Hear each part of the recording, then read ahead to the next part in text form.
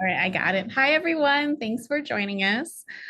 You are here for the Nevada Arts Council FY25 info session for the Artist Fellowship for Visual Arts. My name is Sapira Chirk. I am the Artist Service Specialist based out of the Las Vegas office, and I'm joined by my colleague. Stephanie, would you like to introduce yourself? Sure. I'm Stephanie Montgomery, the Grants and Project Analyst in the Carson City office. Thank you. We're matching blue today, so It was planned. well planned. Well planned. So thanks everyone for joining us. So for this webinar, we're going to be going over some of our guidelines, some of our support material, and then also showing you the application if you haven't already, started the process. And if you miss anything, don't worry. This is being recorded and we will be sharing it on our YouTube channel. Also, we do have two in-person sessions if you want to come and ask more questions. The first one is going to be at the space. I don't know how to say the word spacecraft studios. And their address is studio 310 West Utah Avenue, Las Vegas, Nevada, and that will be 11 a.m. This Thursday. And then we also have another in-person session at the McKinley Art Center up in Reno next Tuesday evening. So if you would like to join us, then we would love to have you. But again, this will also be available online. So some housekeeping things. There is a Q&A function where you can type in your questions and we'll get to those throughout the presentation today, or you can wait till the end to ask your questions. And then you can also use the raise hand function and we'll be able to allow you to talk and we can answer your questions. All right, so let's get started. Where can you find all of our information? Everything that we have about our grants are on our website. Our website is nvartscouncil.org right here. And then you're going to navigate to grants and click on FY25 grant offerings. And these are all the available grants that we have for the next fiscal year. You can go ahead and scroll all the way down to the Artist Fellowship Award for Visual Arts. So for our fiscal year, we'll do visual arts, and for even fiscal year, the award is open for performing and literary artists. So there are two things that I want to point out. So our guidelines is available here, and then our application question and support material it's also available here, and of course our grant policy. Our application is currently open, and it will close May 1st at 5 p.m. PST. All right, so let's get into the guidelines. So this will explain what the award is for, and some other information. So the grant award snapshot is on the right-hand side. So application opens April 1st and it closed May 1st. Again, it's at 5 p.m., not midnight, 5 p.m. it closed, Pacific time. The award amount is $5,000, and we'll go over eligibility.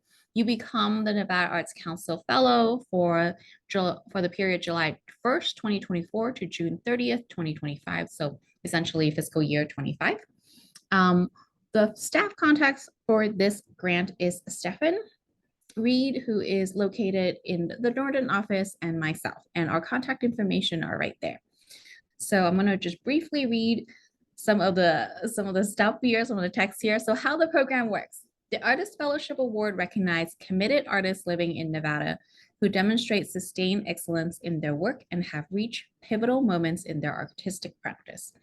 The Artist Fellowship is awarded as an honorarium and does not need to be used for any specific expenses or project. Application for specific projects should be submitted to the Project Grant for Artists. Just FYI, the Project Grant for Artists cycle for our next cycle is already closed, so you would have to wait until, I believe, October to apply for the next one. All right. So by acknowledging outstanding artistic accomplishment across the body of work, the program promotes public awareness and appreciation of the role of the artist in our society. In odd fiscal year, the grant is open to visual artists, and in even fiscal year, it is open to performing and literary artists. So this fiscal year, there are two categories. The first is the two-dimensional work category, such as drawing, mixed media, painting, photography, printmaking, or static digital works. And then also the three-dimensional work and new genre categories, such as craft-based practice, sculpture, installation, performing arts, or time-based digital media. Just a note, narrative and documentary filmmakers are ineligible. So I'm gonna just add a note here. There definitely are artists that, like, of course, you span both of these categories, and we'll get questioned about which category should I apply for. That is something that only you could decide as the applying artist. But usually our advice is like, which of these are your work stronger? And just keep in mind that you'll be competing against folks that are in these categories. So if you have any questions, you should maybe find folks in your field and kind of discuss it, which category would your work appear stronger in, and then that's usually how you can decide which genre to apply. And I also want to add that historically we have awarded 5 fellows per cycle. It is one of our most competitive award.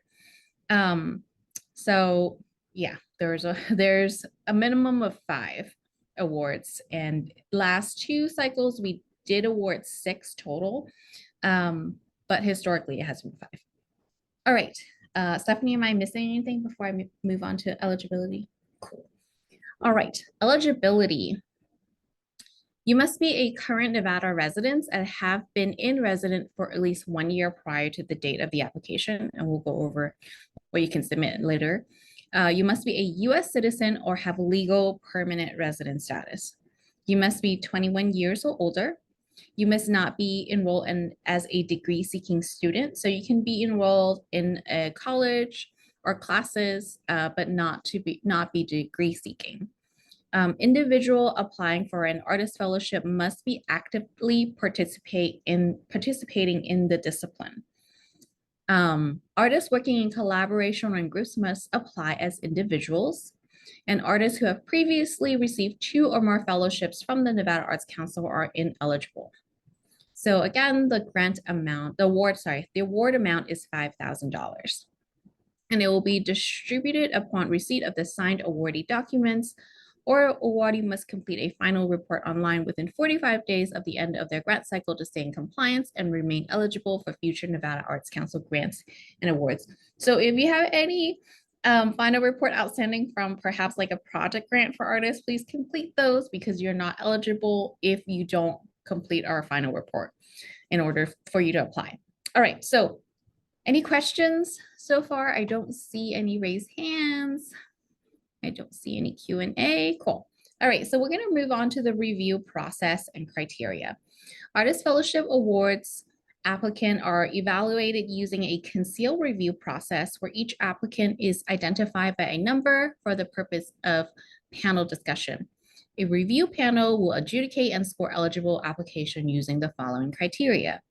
The first one is clear demonstration of the artist's intent and process. That's worth 10 points. Consistency in the exceptional caliber of the work. That's another 10 points. And then evidence of artistic impact or contribution, such as influence within a specific community or genre of arts. That's another 10 points. Diane, yes, there are only 5 awards combined within sculpture and 2D. So the last cycle where we did a visual arts fellowship, we awarded 3 in 2D and then 3 in 3D and new media. And if I could just jump into that, just like all of our grants, it's always contingent upon available funding. And so that's just something to keep in mind why we've had a variation and number of awards. So just for everybody to keep in mind, it depends on our available funding. Thank you. Application scores will be presented. So after the panel adjudicates, the application score will be presented to the Nevada Arts Council Board for a review and award consideration. And then if you want more information, it is available in the grant policy. So I'll just kind of run through what that process is like. So once you completed the application, staff will review it to make sure that you are able to receive that grant. So that's called eligibility. You know, you're a Nevada, you have a legal resident status, and you have lived in Nevada for at least a year. We make sure all your information is correct. We make sure that we can open all your work samples, and then after that part is done, then it'll go to a panel that will review your application and then score your application. The panelists will review them and score them prior to our public meeting. And then during our public meeting, they will review and discuss each application. And if you want to see what that's like, that recording is available on our YouTube. So you can kind of see how the process is run. All right, so how to apply. Review the current grant policy for additional information about the requirement associated with the Nevada Arts Council grant. Review the application question and support material, which we will do next. And then you'll have to complete the application online. Okay, so here is the additional support material and questions that you'll see, what additional support material that you need to submit for this application and the questions that we'll be asking. All And right. there are a couple of questions in the Q&A sphere. I don't know if you Oh, want to sure, answer sure, them sure. now. I am Yeah. going to share a link for Diane, at least in one of these, for the board members. So Diane wanted to know about the board members and their backgrounds. I did share the link. I think everybody can see it. But if not, that information is available on our website under About and Board Members. Mhm. And then there's a question too about the panelists. I don't know if you want to, you've got it. Sure. So the panelists is not made public until during the panel process, but they are professional in the field who are very established, and they themselves have won awards. Yeah, does that answer your questions? We do try to find panelists that are expert in the category that they're adjudicating.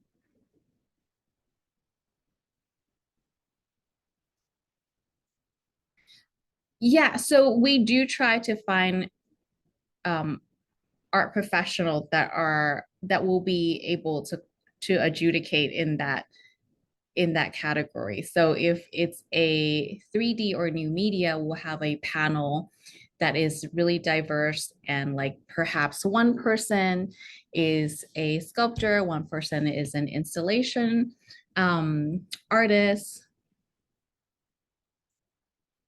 Yeah, we don't have that information yet, Diane. I'm sorry. Yeah. Um, yeah, for example, like our in our literary panel, so we'll find folks that are perhaps like they're specialized in nonfiction, and then one will be a poet. So we're trying to find a panel that's pretty balanced in order to review all of the categories of work that is submitted. All right. Sorry, I don't have the Q&A panel, so I have it up now. I hope that answers your question. All right. Deborah, can you apply for another grant during the same time as this one? Meaning, are we allowed to apply for another grant along with this one? Yes, and I just want to note that if you're an individual artist, you can receive the project, you can apply and receive the project grant for artists and apply and receive the fellowship. So they are not in conflict. You can apply for both. But a PGA has their own rules. You can't have two PGA in the same year. You're welcome. Okay, so I'm gonna go ahead and go through the application and applicant information. So we need your legal name, and then your preferred artist name, your applicant physical address. If your mailing address is different from your physical address, we'll need both. We'll need your phone number and alternate phone number if you have one. And then we also need so first you need to sign up for a submittable account if you don't already have it. That's where we review all of our grants. That's our grants management system. You'll need an email to sign up. And just, I always say this, please make sure that it's an email that you check. Unlike most other grant opportunities, we actually do reach out. Our grant teams are amazing. They reach out if there's any issue that you can fix. Sorry, one of my screens just went away. Can I jump in too, Superior, and just say that often the submittable emails go to spam? So to check your spam folder, even if it's an email you're checking, we see that problem a lot, just in case we're trying to get a hold of you. Yeah, and that's really important because if you don't make that correction, you can't move on to the next step. So a panelist may not even see your application, and if it was just like a really minor thing that you needed to fix, it would really suck. You know, if you put in all that work and it didn't even get to be reviewed or adjudicated. Is there an opportunity for narrative filmmakers? I'm so sorry, not yet. Um, I really hope we have an opportunity for narrative filmmakers in the future, but not at the moment. There, you can apply for the project grant for artists for film, but not our fellowship grants. Thank you, Pablo. All right, so all right, I got lost in the email part. Yeah, so we need we need you to check your email, please. Okay, so the next question we're gonna ask is the applicant discipline. So it'll say visual arts. I'll just show you this is what the application looked like. So you'll be able to select either 2D or 3D and new genre category. So you can click one or the other. All right, and then we'll have more eligibility information that you'll need to complete, that you confirm that you are US citizens or have legal permanent resident status. You have to confirm that you're not enrolled as a degree seeking student, and you have to upload proof of 20 plus years of age. So you'll be able to do that here. Some of the acceptable documents are your state of Nevada driver's license, your state of Nevada identification card, or your United States passport.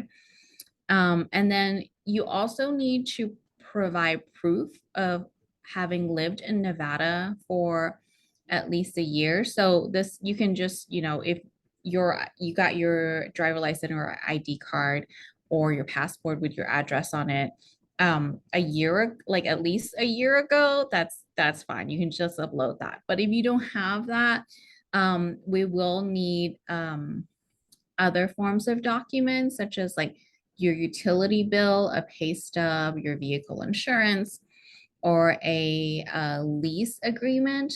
And they need to be dated at least 12 and 18 months ago. That information needs to not be expired or lapsed, and your name and physical residence address in Nevada need to be listed there. If you have any questions of like if what you need to submit is enough, you are more than welcome to email our grants team, right? And we'll be able to help you.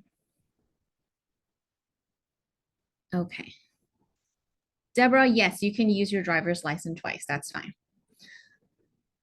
That's a great question, Peter. So like if your video, we usually define it as like, where's the place that is shown? Is it shown in a theater or is it shown in our art museum? Does your body of work also involves performance art, not performing arts, performance art? Is there a script? Is there a director? Is there a camera crew? Like it depends. It really depends. And yeah, most of the time we define it as like, where is it shown? Is it shown in a film festival? Or is it shown in an art festival? So if you're not sure, you can definitely email us and then we can let you know. And I also want to add like the folks that will be adjudicating the application will not be narrative film expert. They will be art expert. You're welcome, Peter.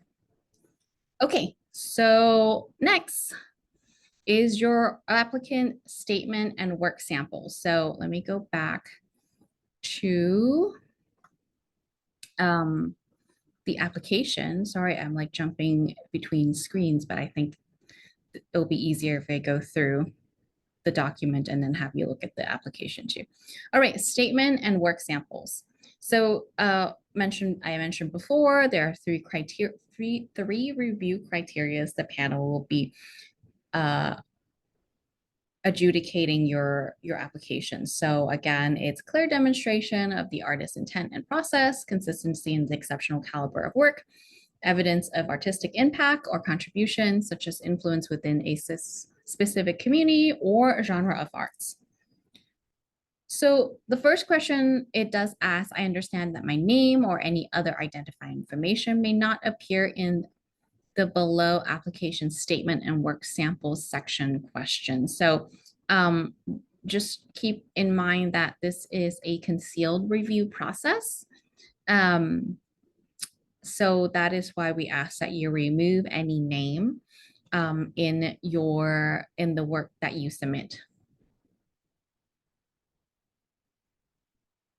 Valerie, can the community that we impact be outside of Nevada? It doesn't matter where the impact is, but it is like something that they will be reviewing to see what the impact of the work is, and it could be anywhere. Yes, Diane, you will need to remove your name, but we will not be requesting your CV. So it'll just be your work statement and artist statement that you'll be submitting. And I'll go over that right now. So your artist, the first thing that we ask for is your artist statement. Provide a statement that helps the panelists understand your artistic intent, process, and how it informs your entire body of work. An artist statement should center around explaining and describing one's body of work instead of sharing information about the artist. So we don't need your bio, but we do want to know like what your work is about in general, like your general practice. And you have 250 words to tell us what your work is about. And this is more of like a general artist statement. And then we also have a section for work description. And by the way, the artist statement, you are required to provide that. But you're not required to provide a work description. So this can be a little bit confusing if your practice doesn't involve a work statement or a work description. So this is just additional space for you to explain or provide more information or context or research about the work that you make. So you don't need a work description unless it really does like explain what you're trying to do. And again, like you can't put any identifying information, and that really is just take out your name. And you have 500 words to give us your work description if it makes sense. All right, so artistic work samples are guidelines. So you must submit a minimum of 5 and no more than 10 artistic work samples as upload using the following guidance. Panelists will review application and work samples online. Applications submit the highest quality samples for reviews. Sample may be images, audio, and or video files. Each individual sample should be a separate file with the exception of an installation view. So we don't want you to collage in a bunch of works for the panelists to look at. Everyone gets 10 images and at the most 10 work samples.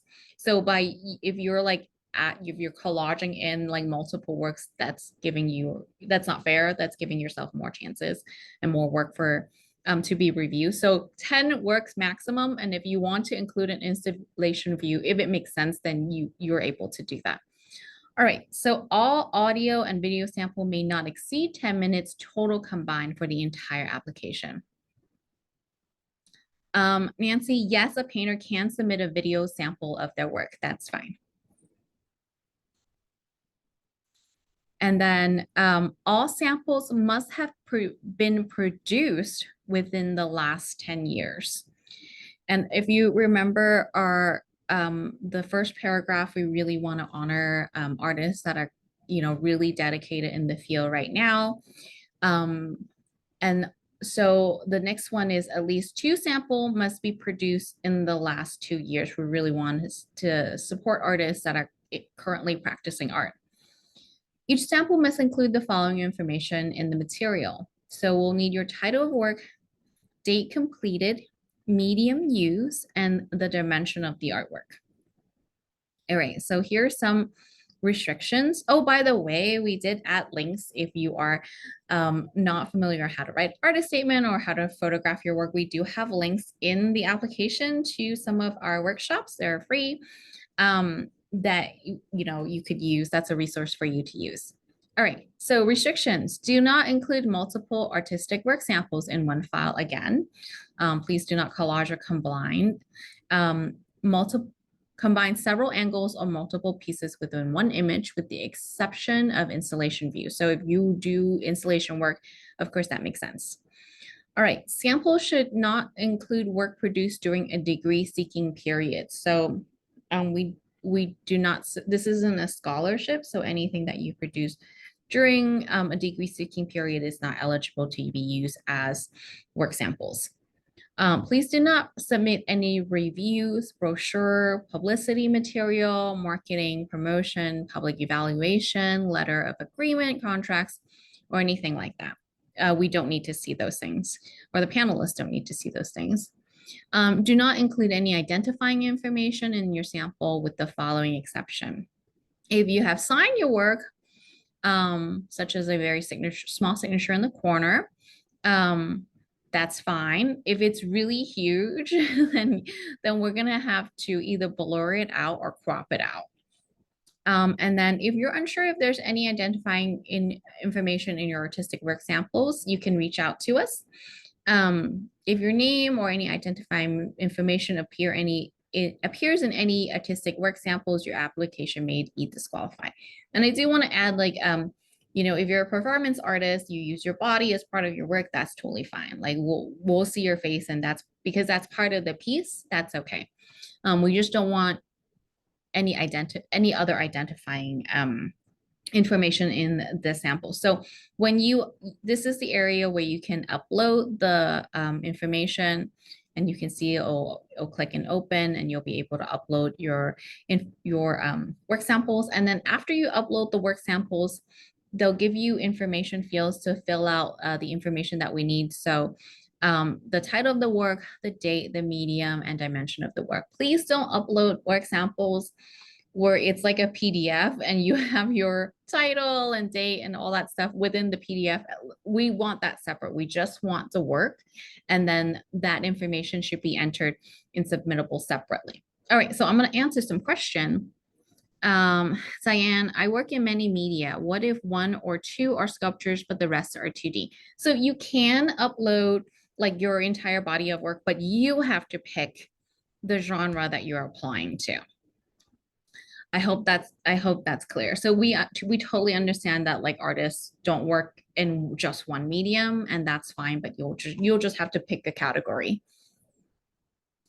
Okay.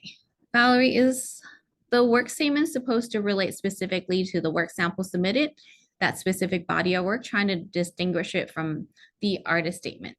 Yeah, so for example, if you have your entire body of work is about nature, and you have an artist statement about nature, but you have specific series that deal with different aspects, that explanation of that different aspect can go in your work statement if you have them, and if that's how you like to present your work. You don't have to have work statements. Okay. Hi, Nancy. Performing art only in even years. So we're differentiating performance art and performing arts. So performance art or art that happens in an art museum, and performing art is art that happens on stage. So your musician, your dancers, your play. So those are defined as performing arts, and that's in even years. But if you're performance artist that artwork is in the museum, then this is the visual art fellowship that you should apply for. Okay, all right. I hope that answers the questions. Any other questions? So I think that is that's the application, and then you'll be able to sign and date your work. And there's also a voluntary demographic survey. This is totally voluntary. This is not shared with the panelists, and it is just for our internal evaluation to see if we need to do more outreach in a specific area.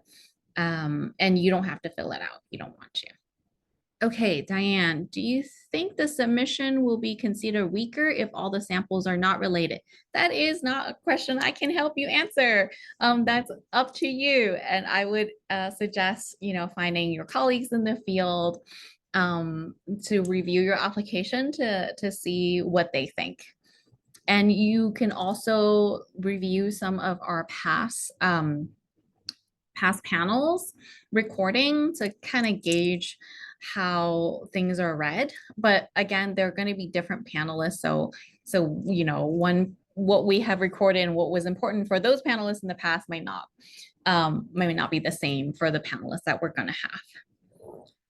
Okay, Deborah, you are making everything. Oh, thank you. Thank you. I'm glad it's clear. Where are the past panels? They are going to be on our YouTube channel. And I can share a link, but I'm gonna stop sharing for now. Stephanie, do you have anything to add? No, I don't think so. I think just, and I did share that link to our YouTube. If you have any questions at all about any of the application, to just reach out to us, and especially to, if you have questions about like some of the residency stuff or anything like that, what kind of documents, yeah, just reach out to Grants, but really to any of us. Yeah.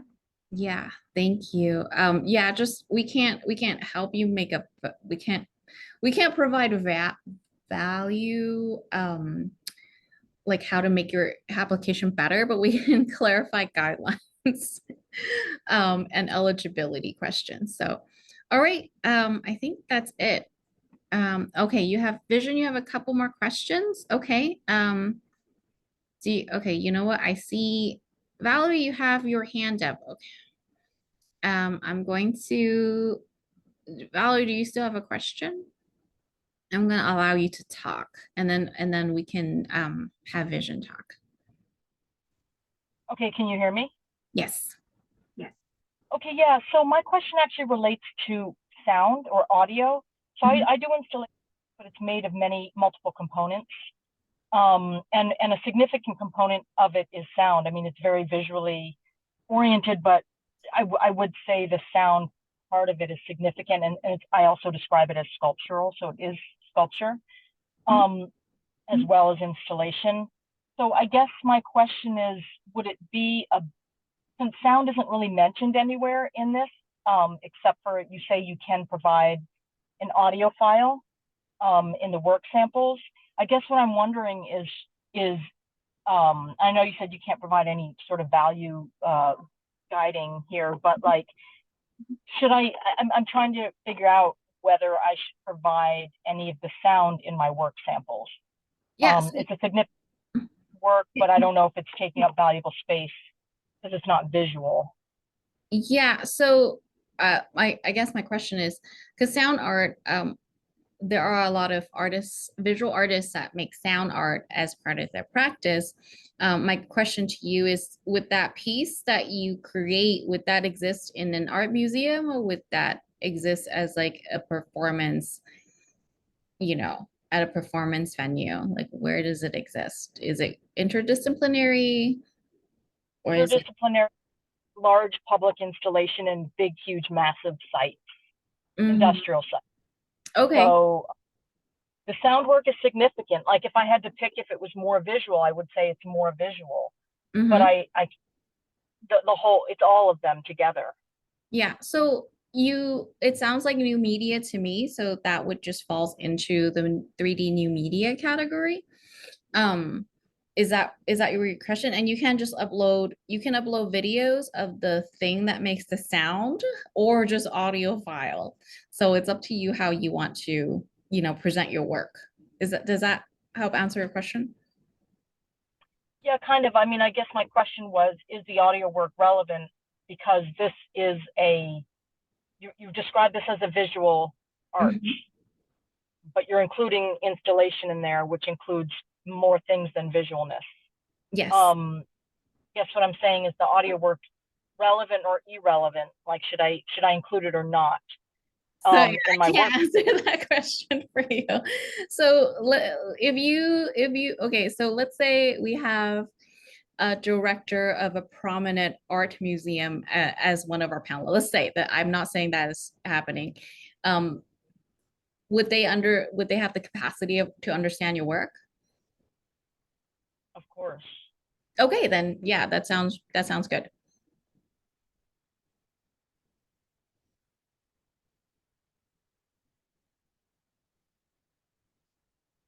Cool. Okay, I hope I answer your question. I just can't say, yes, you should do it. No, you shouldn't submit. Yeah. So, okay, great. Thank you. Okay, Vision, I think you also have a question. I'm going to um allow you to talk.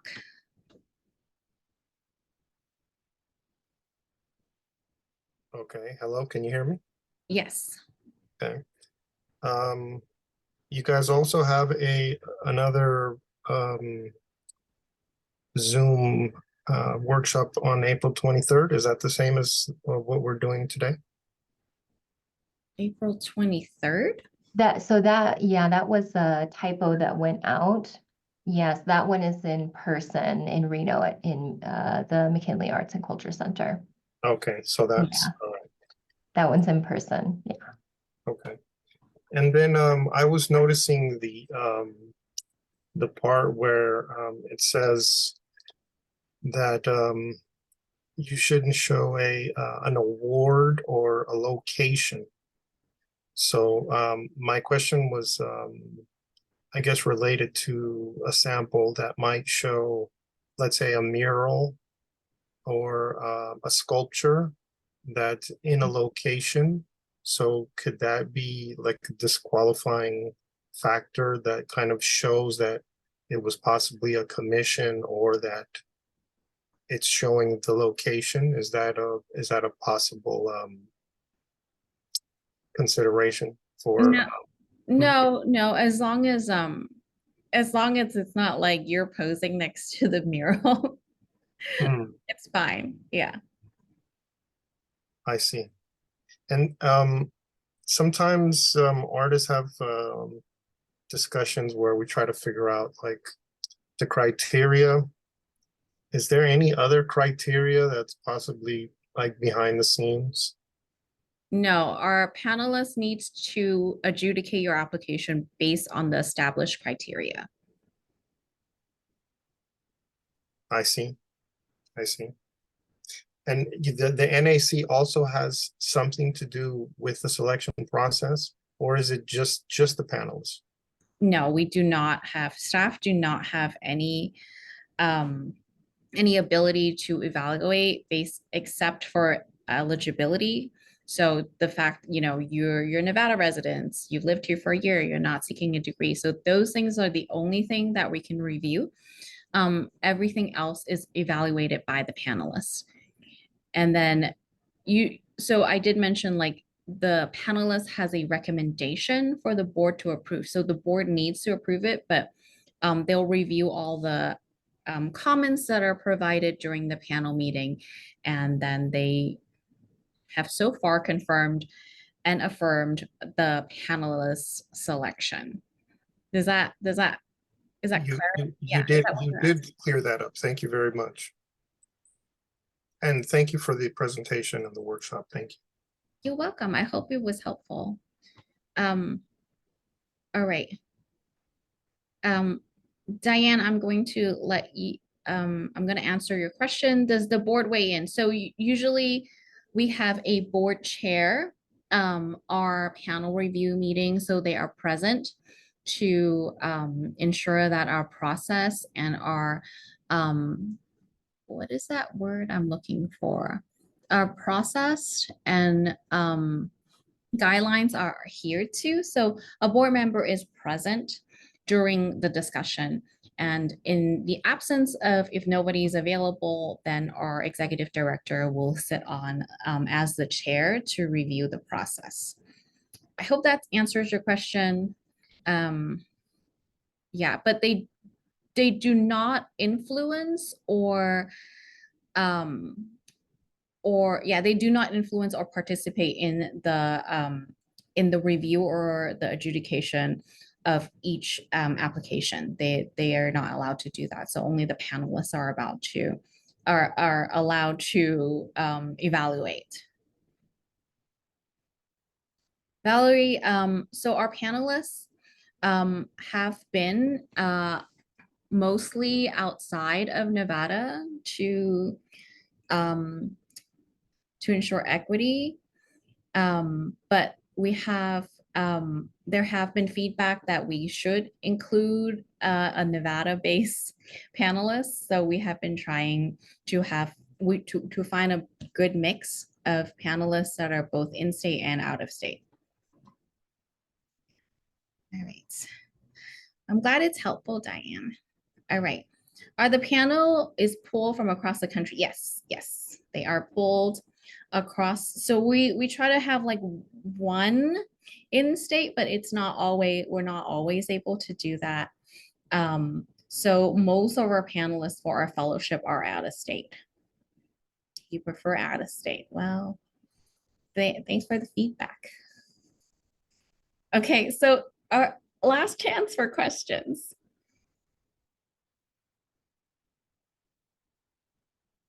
We're all good, I think. Okay, well, thank you so much, everyone, for attending. And I wish you all good luck. Bye.